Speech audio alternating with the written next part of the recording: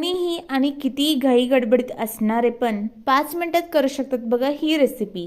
लहान मुलांच्या इव्हनिंग स्नॅक्ससाठी किंवा टिफिनसाठी ही रेसिपी बेस्टच आहे, पण काय लाईट पाहिजे बघा। एक मिक्सरचं छोटं भांडं घ्या, त्यामध्ये 2 चमचे गव्हाचं पीठ आणि एक अर्धा चमचा तांदळाचं पीठ घालून घ्या आणि त्यामध्ये गुळाचं पाणी घालून घ्या। गुळाचं पाणी म्हटलं तर एक अर्धा वाटी पाण्यामध्ये 4 चमचा गुळ घेऊन पूर्णपणे विरघळून घ्यायचं बघा। त्यानंतर गुळपाणी तयार होतो। त्यानंतर मिक्सरमध्ये लावून झाल्यानंतर एक केळी सुद्धा घालून घ्या आणि थोडंसं चिमूटभर मीठ घालून घ्यायचं। मिक्सरला पटकन लावून घ्यायची, तवा गरम करायला ठेवायचं। मस्त छोटे छोटे पॅनकेक करून घ्यायचे बघा। हेल्दी सुद्धा आहेत आणि लहान मुलांना सुद्धा खूप आवडतात।